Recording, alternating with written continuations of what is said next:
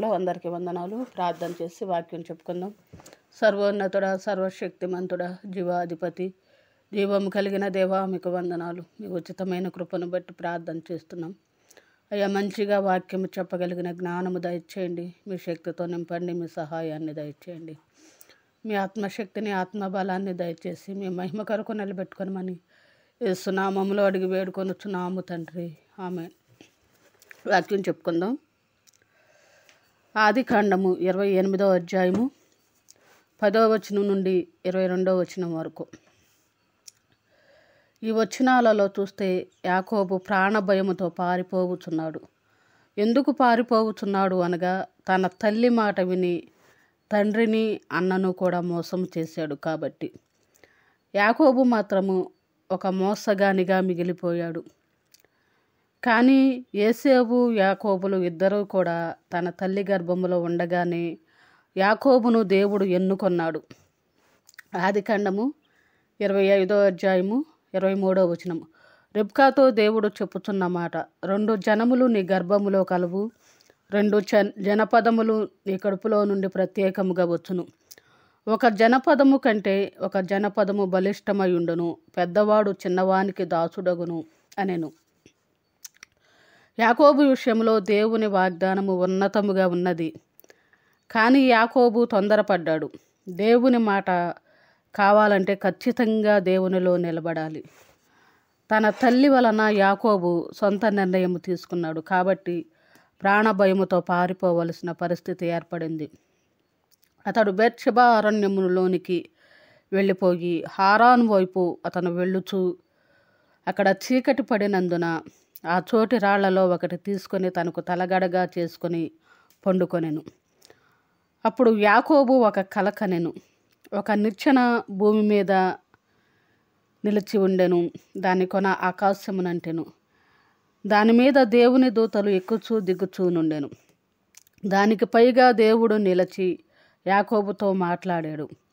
అప్పుడు యాకోబు, ఇది దేవుని మందిరము, ఇది పరలోకపు గవిని అని గ్రహించి తాను తలగడగా చేసుకొనిన రాయిని స్తంభముగా నిలిపి దాని కొన మీద నూనె పోశాడు. నూనె అనగా అభిషేకమునకు గుర్తు. ఆ సమయంలో యాకోబు ఆ రాతిని దేవుని మందిరమునకు మూలస్తంభముగా ప్రతిష్ఠించాడు, నిలబెట్టాడు. ఇప్పటి వరకు ఆ రాయికి విలువ లేదు, పడద్రోయబడిన రాయి. ఇప్పుడు అది దేవుని మందిరమునకు నిలబడిన రాయి. ఇప్పటి వరకు ఆ గుర్తింపు లేని ఒక రాయిగా అరణ్యములో పడి ఉన్నది. పడద్రోయబడిన ఎన్నో రాళ్ళు ఉన్నాయి. వాటిల్లో ఒక రాయిగా ఆ రాయి ఉండిపోయింది. కానీ పడద్రోయబడిన ఆ రాయిని యాకోబు నిలబెట్టాడు. ఎందుకు అనగా, దేవుని మందిరమును కట్టుటకు. మందిరమునకు మూల రాయిగా నిలబెట్టాడు. ఆ రాయి మీద అభిషేకము పోయబడింది. యాకోబు ప్రాణభయముతో పారిపోవచ్చు ఈ రాయిని నిలబెట్టి నూనె పోసి అభిషేకించి ఖచ్చితంగా మందిరము కడతానని దేవుని దగ్గర వాగ్దానము చేశాడు, లేక ప్రమాణము చేసుకున్నాడు. కానీ యాకోబు మరలా తిరిగి వచ్చే సమయానికి తన సహోదరుని వలన మరలా ప్రాణభయము కలిగింది. ఆ ప్రాణభయము వలన మొక్కిన మొక్కును మరచిపోయాడు. తాను నూనె పోసి ప్రతిష్ఠించిన రాయిని మరచిపోయాడు. మందిరమును కట్టలేదు. కానీ నూనె పోయబడి ప్రతిష్ఠింపబడిన ఆ రాయిని మాత్రము దేవుడు మరచిపోలేదు. అయితే ఆ రాయి ఎప్పుడైతే ఆ రాయి మీద అభిషేకము పోయబడిందో, మనుష్యులు మర్చిపోవచ్చు కానీ దేవుడు మర్చిపోడు. మన జీవితాలు ఆయన చేతిలో పెట్టాలి. ఎప్పటికైనా ఆయన వాగ్దానాన్ని నెరవేర్చుకుంటాడు.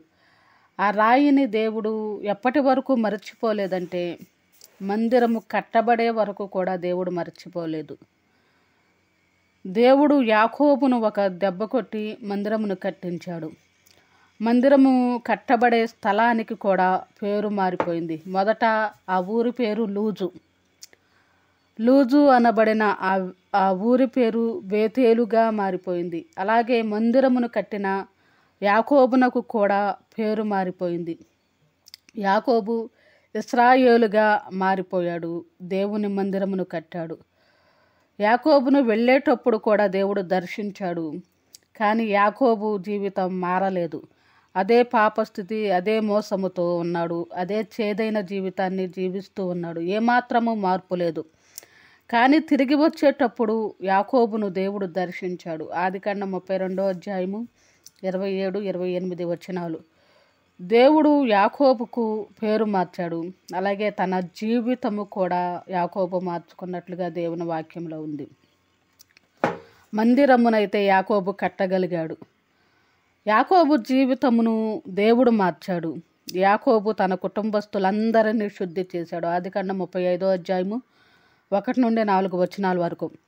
అలాగే యాకోబు నిలబెట్టిన ఆ రాయికి కూడా విలువ పెరిగిపోయింది.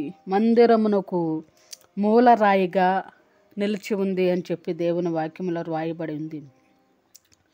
మనుషులు ఎన్ని వాగ్దానాలైనా చేయొచ్చు, మనుషులు మర్చిపోవచ్చు, కానీ దేవుడు మాత్రము ఎవరిని విడిచిపెట్టాడు. దేవుడు ప్రతి ఒక్కరిని కూడా ఎన్నుకోవాలని చూస్తూ ఉంటాడు. ఒకవేళ వాళ్ళు దూరంగా పారిపోయినా దేవుడు మరలా తీసుకువచ్చి ఆయన పనిని జరిగించుకుంటాడు. యాకోబు అయితే వాగ్దానము చేశాడు, ప్రమాణము చేశాడు, మందిరము కడతానన్నాడు, ఆ రాయిని నిలబెట్టాడు, కానీ మర్చిపోయాడు. మనిషి కాబట్టి యాకోబు ప్రతిష్ఠించబడిన రాయిని విడిచిపెట్టేశాడు, మర్చిపోయాడు. దేవుడు మాత్రం విడిచిపెట్టలేదు. ఆ రాయిని మందిరముకు మూల స్తంభముగా నిలబెట్టి దేవుడు మందిరాన్ని యాకోబుతో కట్టించాడు. అలాగే మన జీవితాలు కూడా మనం ఆయన చేతిలో పెడితే ఆశీర్వాదకరంగా ఉంటాయని చెప్పి దేవుని వాక్యం చెప్తుంది. మనము పరలోక రాజ్యము చేరాలి. పరలోక రాజ్యము మనుషులు చేరాలి అంటే దేవుడు ఏం చేస్తాడు అంటే ఆయన ప్రాణాన్ని పెట్టాడు. ఆయన రక్తాన్నంతా మన కొరకు చిందించాడు. ఎంత శ్రమపడి ఆయన చేతులు చాచి ప్రతి ఒక్కరిని పిలుస్తున్నారు. నా ద్వారానే ప్రతి ఒక్కరు పరలోక వెళతారు, కాబట్టి నా యొద్దకు రండి, నేను మీ కొరకు ప్రాణము పెట్టాను, నా రక్తాన్ని చిందించాను అని దేవుడు చెప్తూ ఉన్నాడు. ఆయన యొక్క చేసిన శిలువ త్యాగాన్ని, ఆయన మన్నెంత ప్రేమించాడో ఆ ప్రేమను మనం జ్ఞాపకము చేసుకుంటూ బ్రతికిన దినములన్నీ కూడా దేవునికి మహిమకరంగా ప్రతి ఒక్కరూ నిలిచి ఉండాలి. అలాగే దేవుని రాజ్యము కొరకు కూడా ఎదురు చూడాలి. అనేకుల మధ్య సాక్ష్యాన్ని కాపాడుకోవాలి. అనేకుల కొరకు ప్రార్థన చేసే వారంగా మనం ఉంటే దేవుడు తన రాజ్యాన్ని మనకిస్తాడు. ఆమేన్.